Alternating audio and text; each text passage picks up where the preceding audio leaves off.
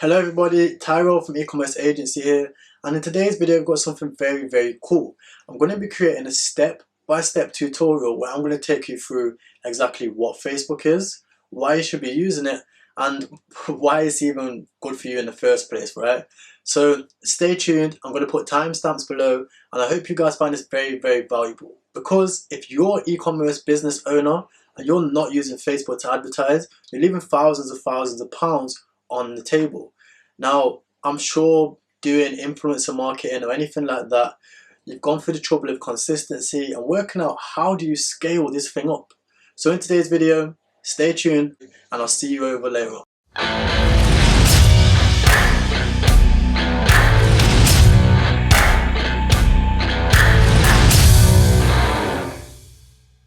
So guys, let's get right into it. Why Facebook?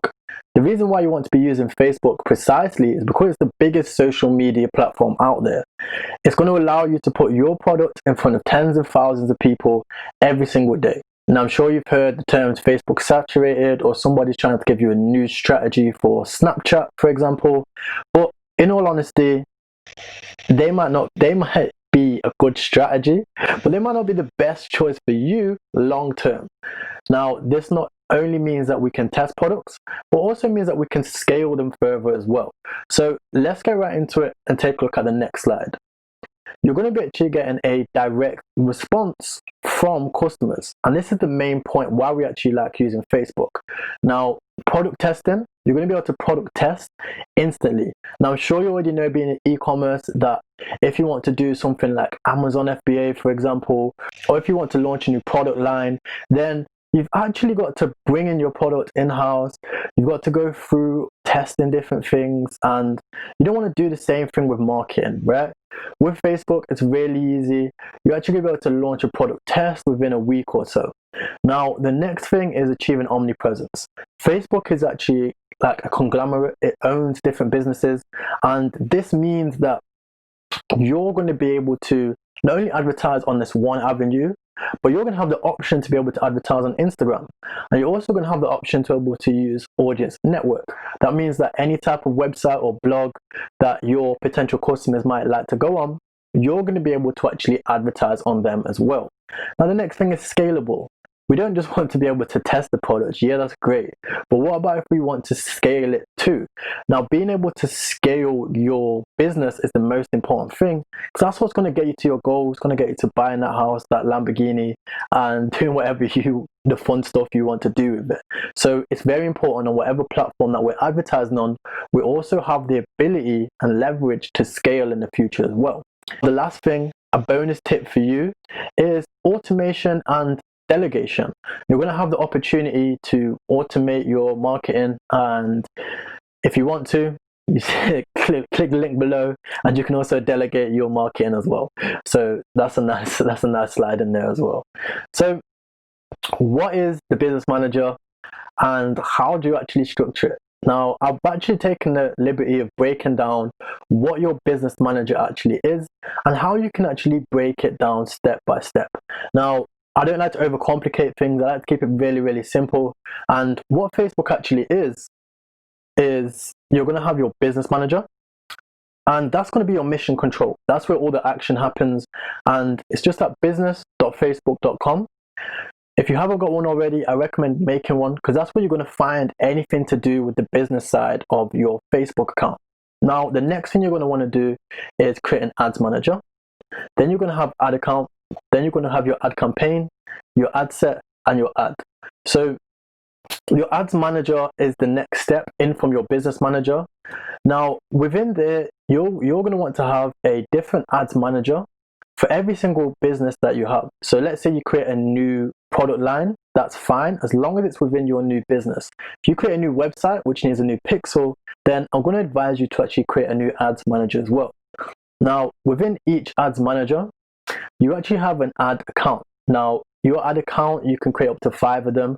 I'm sure you've already heard of people getting banned off Facebook. That's usually their ad account getting flagged. And these are the things that you can have in abundance. You can have up to 5 of them per ad manager. And you'll get more of them as time goes on and as you start getting some billing with Facebook. Now, within your ad account, this is where you're going to be able to create your ad campaigns, your ad sets, and your ads. Now, all your ad campaign is, I'm sure you've already heard of a marketing campaign before. That's where you set your goals and your intention for your campaign and where you see things going. Let's say you want to run a campaign for page likes, you can do that.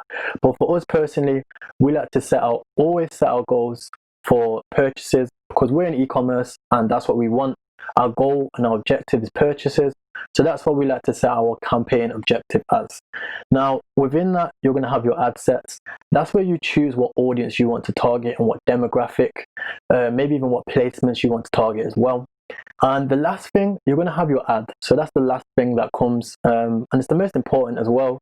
All these like fancy names, campaign, ad sets, they're all great, but if you don't have a good ad, then you're really going to lose the foundations of what you actually need to progress and to actually get sales, which is the most important thing as well. So now let's move on to the pixel. Now, your Facebook pixel is the most important thing when it comes to marketing. Now, I'll be honest with you guys, if you guys don't want to do marketing, don't worry about it. Don't market through Facebook, but at least get yourself a Facebook pixel. It's the most vital thing that you could ever have on your website. And all it actually is just a piece of code that you can integrate with your website to allow you to actually track customers' actions that they actually make on your website. So let's say a customer comes where they don't actually purchase. You've got no way of actually gathering that data. Now, email just can't take you the long run, right? You're not always going to be able to gather that customer's email when they come to your website, but you're always going to be able to gather a Facebook pixel action on your website. Now, this allows you to understand the actions that they take, understand a customer's conversion path. It also allows you to actually target people who have actually done specific actions on your site, as I touched on before.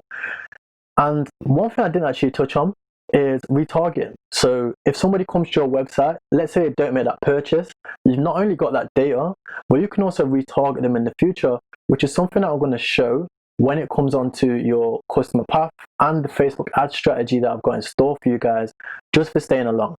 Now, the last thing that most people don't actually talk about is your data is an asset.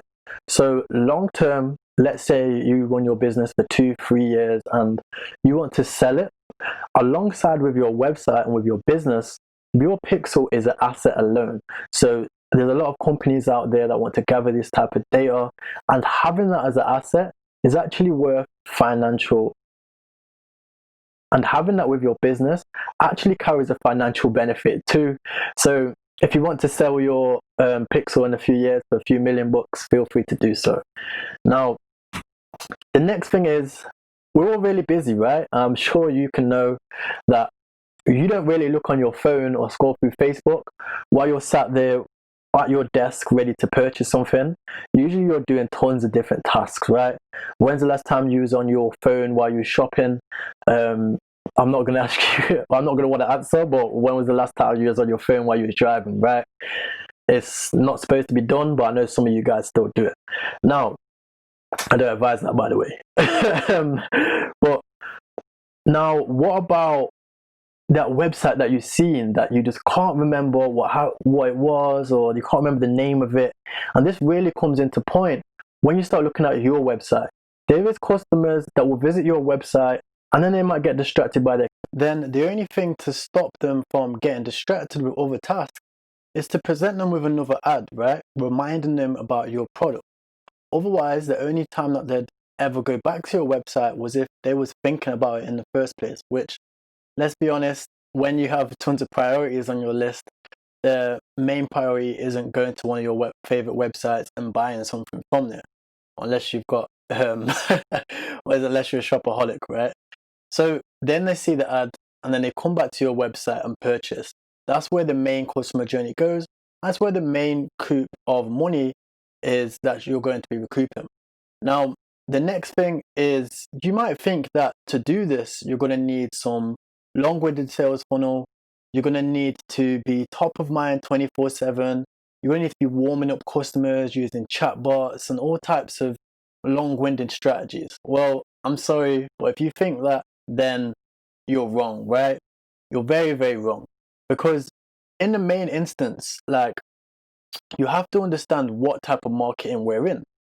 We're in direct response marketing, right? And direct response marketing is you're putting out a specific ad. I mean, I put a definition there for you, but you're sending out a specific ad because you want a specific response from that, right? And your response you want from that is a purchase, right? You're putting out that ad and you want somebody to purchase. Now, you don't want them to purchase 2-3 weeks from now. You want them to come to your ad and you want them to purchase right now. So quite often the main mistake I see, and that has the biggest difference between companies that are here today and gone tomorrow, and the ones that really take off, are the ones that really understand what type of marketing you need to be applying to this tool. You know, every different tool, you're going to need to be applying different types of marketing. And direct response marketing is pretty much the main tool that you're actually going to need when it comes to Facebook. So down below, I'm actually going to put some references there about what direct response marketing actually is. And you can really read into it and start to understand more about that. Now, if you want me to make a training about creating ad copies, headlines, and how you can really apply direct response marketing to your ads, then I'd be more than happy to do so. As always, comment below.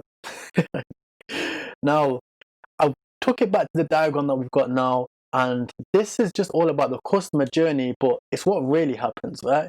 The world ain't perfect, life ain't perfect, and there's going to be even more distractions than just going and getting distracted by your kids, right? There's going to be people going and getting distracted by the next big thing, you know? They're going to be seeing strikes on their page. They're going to be seeing the news always on their page. You're competing for that space. Like, your ad is going to be just above somebody's friend's birthday. You know, it's going to be somebody in Ibiza. It's going to be above and below these type of things. So you've got to really stand out and force that action.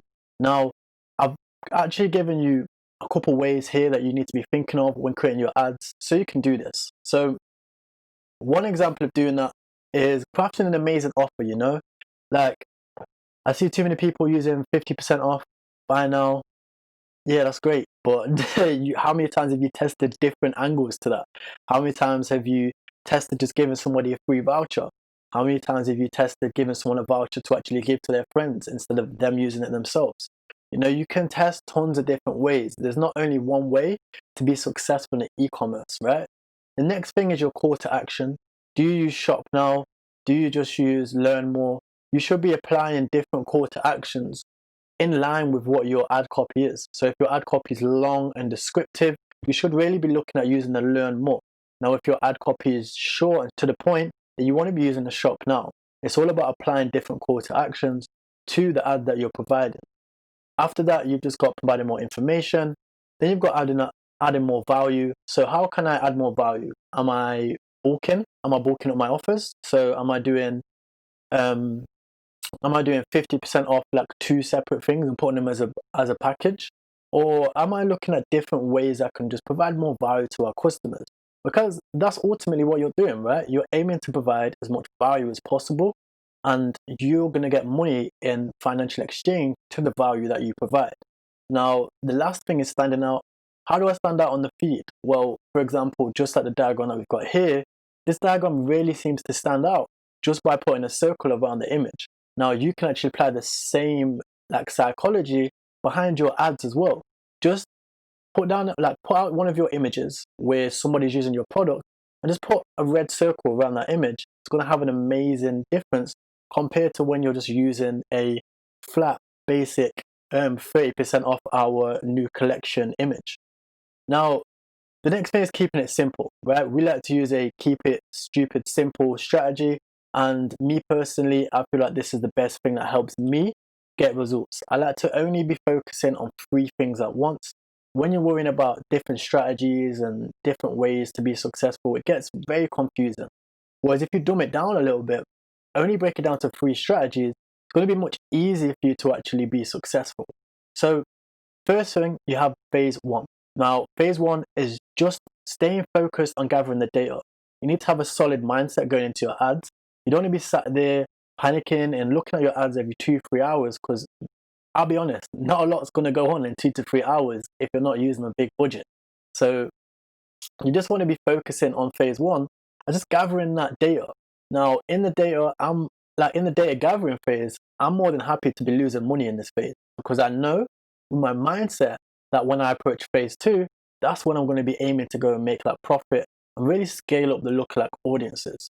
So in phase 1, what I'm going to be doing is gathering data, building up my audience, and also testing and finding content that people enjoy. Now, with the campaign that we're going to be doing, we're going to be doing one campaign with 10 ad sets and 10 ads. The reason for that, because we're going to test as many different marketing angles that we possibly can, meaning that when we move over into phase 2, we know what ad works, and then we can apply that to the rest of things. Now, the next step, we have phase 2, and phase 2 is all going to be about just breaking down your winning audience, working out why it worked. Was it the ad that really worked? Or was it just the audience that really worked? And then you can move over into the lookalike audience stage, use that winning ad, use the winning ad copy that you've tested as well, and apply that to this one principle. And that way you're going to be using your best ad with your best possible audiences, meaning you can move over into phase 3, and then you can start scaling it up once it becomes profitable and only focusing on the return on ad spend.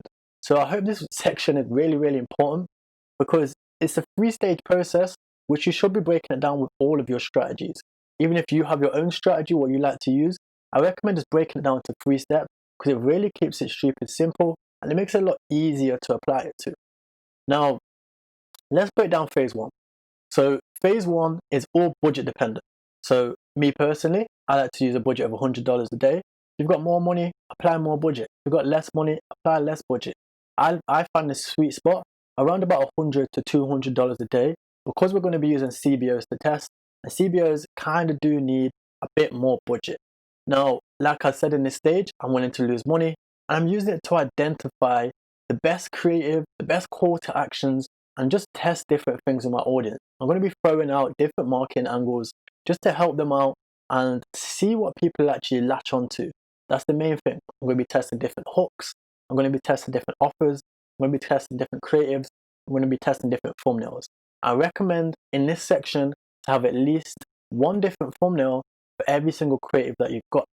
So if I'm doing a campaign with 10 ad sets, I'm going to have 10 different creatives, and in them 10 different creatives, I'm going to have 10 different thumbnails in them as well. And in the video soon, I'll be showing you exactly how you set that up. So next, we have phase 2. Now, phase 2 is fairly simple. Once you've gathered the data, the next thing you want to be doing is just creating a lookalike audience based on the customers that have done those actions. So in the video later on, I don't actually go into lookalike audiences in depth, but if you'd like me to create an in-depth lookalike audience video, just comment below, I'll get into that. So guys, welcome to your business manager, and this is how it's going to look once you get into your ad level. Now here you can see it's going to have all of your ad sets. Then when you click over here, you're going to see your ads, and then when you click here, you've got your campaign as well. Now I'm just going to delete this example campaign because I want to start it fresh, and we'll get going. But don't forget guys, before we get going, we're actually going to need a product to advertise. So to find the product, what I've actually done is I've gone to Dropship Rabbit. If you're into the realms of dropshipping, this is a must-have. It's an easy way of finding products that are trending at the moment, and you also get examples of their profits. You get analytics, engagement, links to their Facebook ads, videos, and also links to targeting options as well. So here we've already got examples of the target audience. So we want to be doing all countries, we want to be doing all genders, 18 to 65, and we want to be doing spirituality, meditation, and we can also target LED lamp here as well. And here it's got some options of the countries that we can use. Now for this example, I'm going to be using this video here, and let's move over to the ad creation. So welcome to the dashboard, and the first thing you need to be doing once creating your first campaign is something that not a lot of people talk about. Now I actually personally recommend launching a page-like campaign only at $5 for around 3 days, and this is going to lower your CPMs. It's also going to give you some successful billing with Facebook, which will allow you to launch a $100 campaign from the start, because otherwise without any successful billing, you're not going to be able to launch a $100 campaign off the jump. Facebook's going to limit each campaign to $50 until it gets some successful billing from you. So let's get started. Now the first thing you want to be doing is clicking the green button in the top left hand corner, and that's going to bring up guided creation.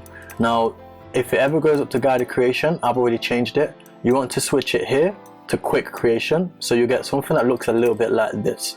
Now once you've got this, you want to name your campaign specifically what it's doing. The reason for that is because without specifically naming your campaign, it's going to get a little bit confusing when you've got 10, 15 different campaigns running at the same time. Now I like to be really specific with what I'm doing, and just literally put first things first. I'm going to put my product if I'm testing loads of different products. So I'm going to put product name here. Then the next thing I want to be putting is the type of campaign that it is. So it's a interest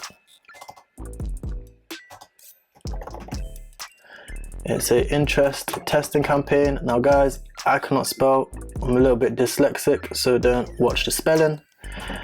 Interest, so you want to do product name, interest campaign, and then you want to be doing it as a CBO. Now after you've set the name of the campaign, the next thing you want to be doing is looking at the buying type. Buying type's always going to be auction, so just make sure it's like that. And next is setting your objective. Now psychologically, first things first, you're going to be thinking, right, I need people to come to my website. Then you're going to be thinking, well, if I'm doing a video, why aren't I optimizing for video views? But it's because of the last goal that you want to get. You want to be optimizing for the last goal that you want to be achieving. Now for us personally, our last goal is conversions, and I assume for you that's the same thing. So don't worry about any fancy techniques or optimizing different types of ways for funnels. All you want to be doing is optimizing always for conversion, because that's where we've seen the best results. Now going into the next section, we're also going to be looking at double checking that we've got this CBO button turned on. Now this just means that Facebook is optimizing at the campaign level and not the ad set level. So here we're going to set the campaign to CBO, and we're going to set the daily budget to $100. So for me personally, it's £100, and whether you're in England, whether you're in the USA or any other country, I recommend just putting it at 100 of whatever your currency is, because otherwise it's going to get very confusing when you start changing currencies. If you're in Europe, just do £100 or euros, and if you're in USA or anywhere around the surrounding areas, just do $100. Now let's go on to the next section. Here we want to put our ad set name.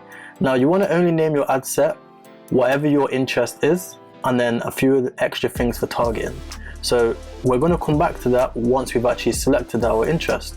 So first things first, we're going to go to purchase, because that's what the conversion event is going to be, and that's what we want the pixel to be optimizing for.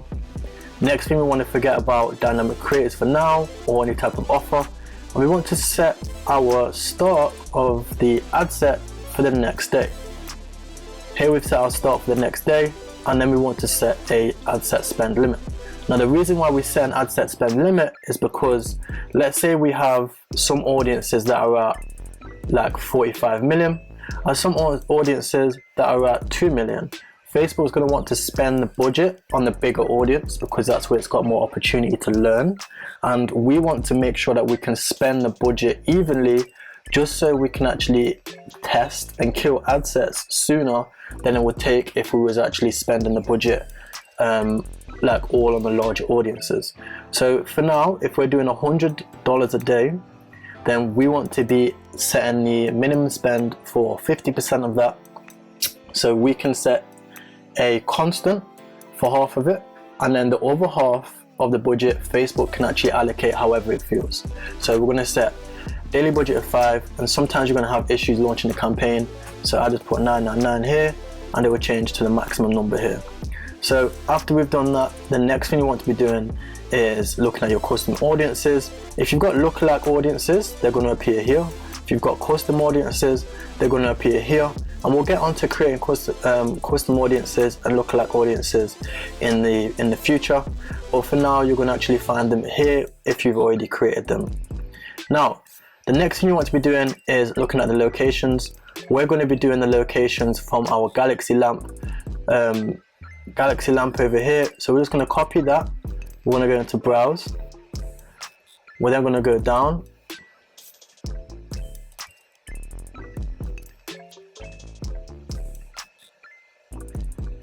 we're going to go into save locations, we're then going to create a list, and we're just going to put in all of the countries in here that we've already got.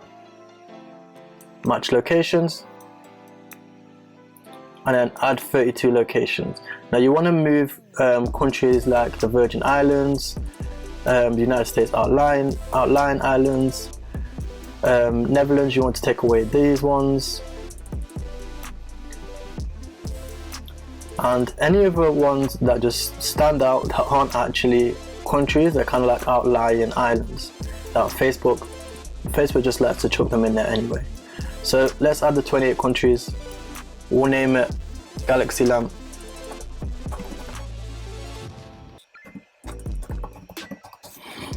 And then we'll move on to the next section.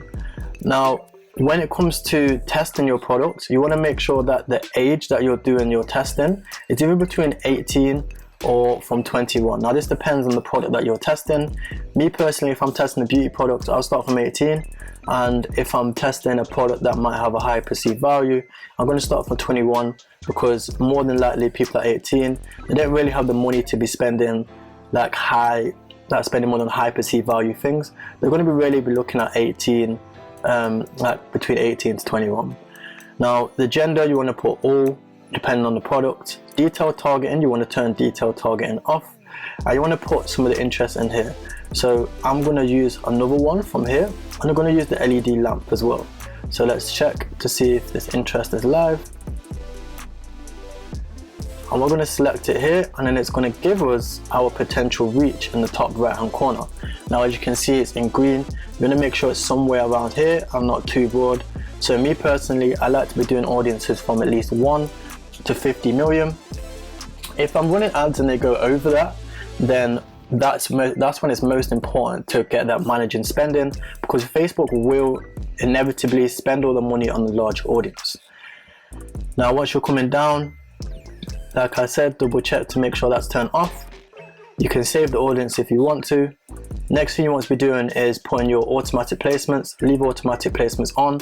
Facebook will automatically select the placements that are best for you. Now this means that it's going to be going across Instagram, Facebook, it's going to be leading across audience network, across the websites as well. So now we're going to be moving over on to setting the ad level, and what we're going to be using is the Facebook page. Then we're going to be checking over the Instagram account. We don't want to set an ad name just yet. Like I said, you want to do it after you've actually completed all of your ad as well. Now let's have a look at creating the ad. Now here we can either create an ad, we can either use an existing post, or we can use a Creative Hub mockup. Now I never use Creative Hub mockup, but I know they are quite good. What we want to be doing is either creating an ad or using an existing post that we already have.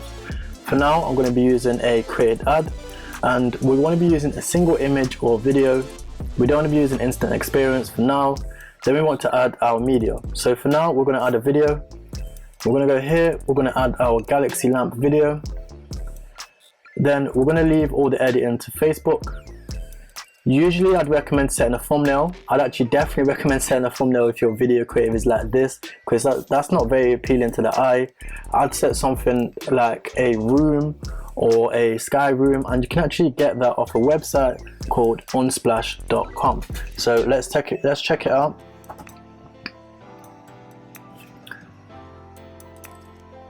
So we'll go to unsplash.com. We'll go here, we'll type in Galaxy Light or Galaxy Room, and it's going to bring up all types of different Galaxy perspectives. Now I personally like this one, so I'd probably go with that one, or I'll find one that's a little bit more bright and more appealing to the eye. So let's do something like this. Now I'll just download that now. Go back to the ads. Then what you want to do is go to edit video. Then what you can do is upload the video. So let's go back, go to thumbnail. Now in this section is very interesting, because what you can actually do is you can crop the image, you can trim it. So let's say you want to trim the video, your videos came in a little bit too long. What we want to be doing here is setting a custom thumbnail. So we go from automatic to custom, upload image, then we're going to upload a new image here. We're going to upload this thumbnail.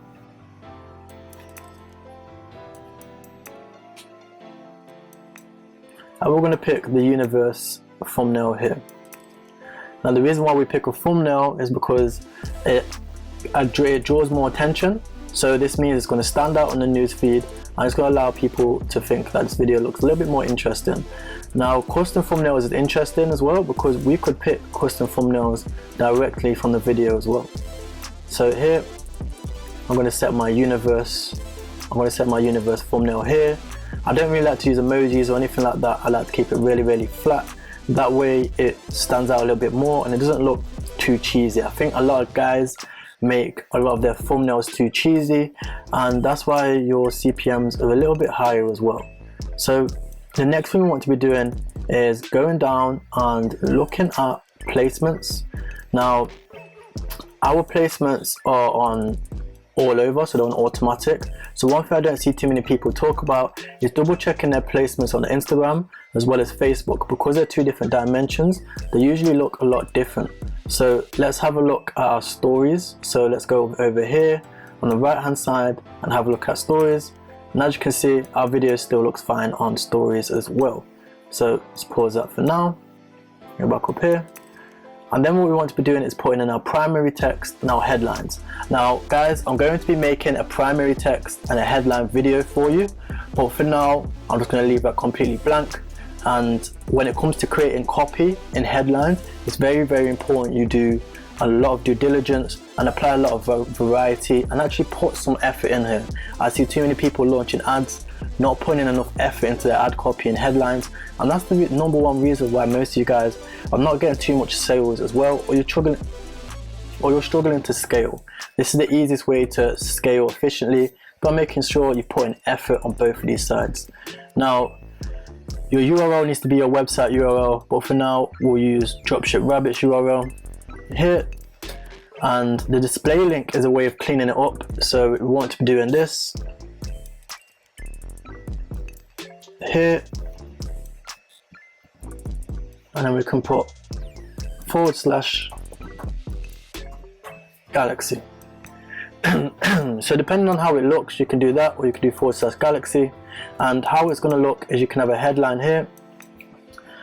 For now we're going to put sale ends soon, get a shock emoji, and then our headline we're going to use from Dropship Rabbit.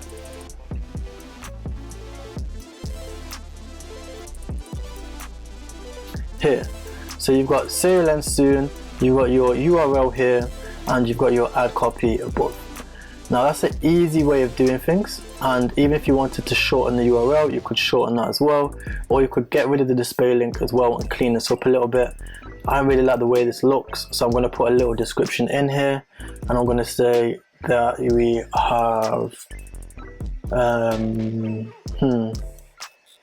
let's say only, so I'd put my stock number here. So if I had a stock of over 2,000 left, I'd say only 2 and 1, only 2, 3, 3, 25 left.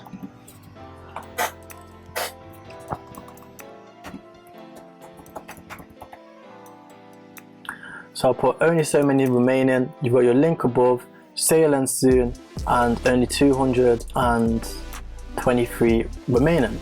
Now when it comes to your call to action, that's that little learn more button, and that's where people click to go to your website. Now what you want to be doing is variation, like having some variation between them.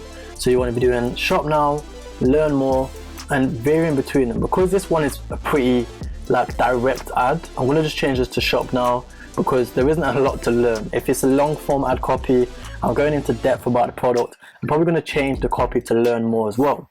So that's an example of how you create your ad once you launch them. Now after you double check this, so I'll change the ad name now. I'll change it to Creative 1 Galaxy Lamp Thumbnail. So there. Then interest, I'm going to double check and make sure I've got my interest in there. So I'm going to go down. The interest I'm using is LED lamp. I'm going to chuck that in here.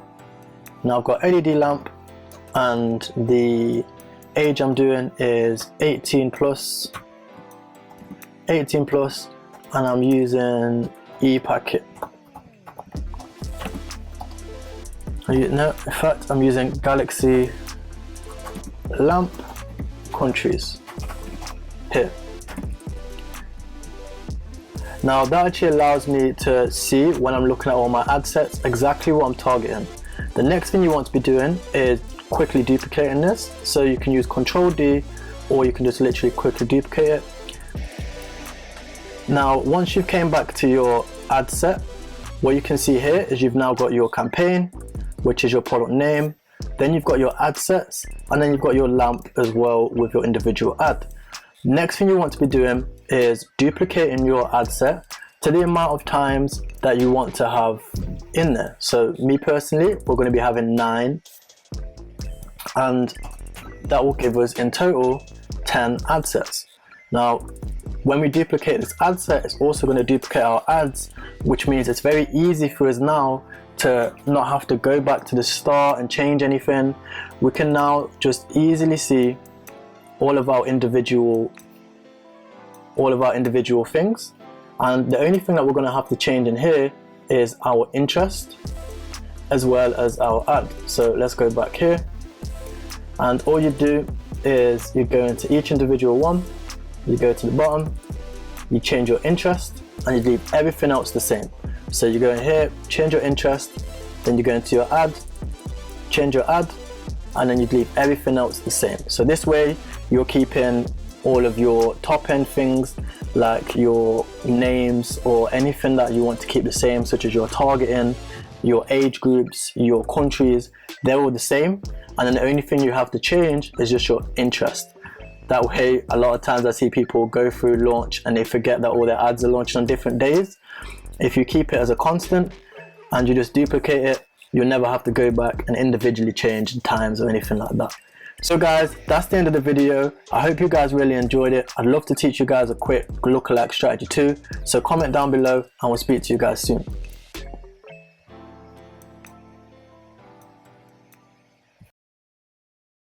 So guys, I hope you found the video really helpful. If you want to learn a thing or two about the more advanced stuff, just comment in the description. We'll probably get out a video about that very soon. But yeah, comment down below if you've got any questions or queries to do with e-commerce. And if you're interested in working with us, check out our website, check out the mentorship, and you guys have a great day. Bye.